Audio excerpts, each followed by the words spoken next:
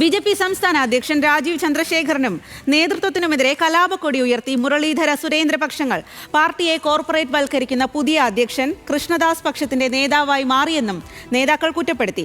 എന്നാൽ വിവരങ്ങൾ മാധ്യമങ്ങൾക്ക് നൽകിയത് ശരിയായില്ല എന്ന വിമർശനമാണ് എതിർഭാഗം കോർ കമ്മിറ്റിയിൽ ഉയർത്തിയത്. മുൻ സംസ്ഥാന പ്രസിഡന്റുമാരായ വി മുരളീധരൻ, കെ സുരേന്ദ്രൻ എന്നിവരെ മനഃപൂർവ്വം അപമാനിക്കാനുള്ള ശ്രമമെന്നാരോപിച്ചാണ് രാജീവ് ചന്ദ്രശേഖരനും പി കെ കൃഷ്ണദാസ് പക്ഷത്തിനുമെതിരെ കോർ കമ്മിറ്റിയിൽ ഒരു വിഭാഗം കലാപക്കൊടി ഉയർത്തിയത്. തദ്ദേശ തെരഞ്ഞെടുപ്പ് അവലോകനം പോലൊരു നിർണായക യോഗത്തിൽ 2 മാസം മുൻപ് വരെ പാർട്ടിയെ നയിച്ച സുരേന്ദ്രനെ മാറ്റി നിർത്തിയത് ആരുടെ താല്പര്യമാണെന്ന് സി കൃഷ്ണകുമാർ ചോദിച്ചു.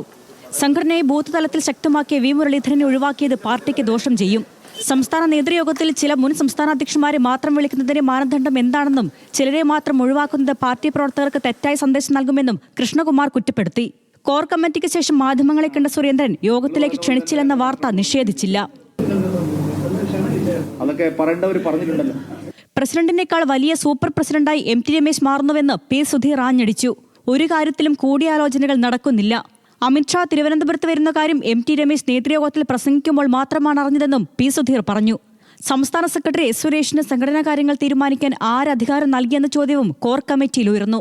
പിന്നാലെയാണ് ഗ്രൂപ്പില്ലെന്ന് പറഞ്ഞ രാജീവ് ചന്ദ്രശേഖർ പി കെ കൃഷ്ണദാസ് വിഭാഗത്തിന്റെ നേതാവായി മാറിയെന്ന വിമർശനമുയർന്നത്. 14 ജില്ലാ ഇൻചാർജുമാരിൽ 12 പേരും പി കെ കൃഷ്ണദാസ് വിഭാഗത്തിലുള്ളവരാണ്. ഇവരെ ഏകപക്ഷീയമായാണ് പ്രഖ്യാപിച്ചതെന്നും നേതാക്കൾ കുറ്റപ്പെടുത്തി. എന്നാൽ തദ്ദേശ തെരഞ്ഞെടുപ്പ് ചുമതലയുള്ളവരെ മാത്രമാണ് വിളിച്ചതെന്നായിരുന്നു ഔദ്യോഗിക പക്ഷത്തിന്റെ വിശദീകരണം.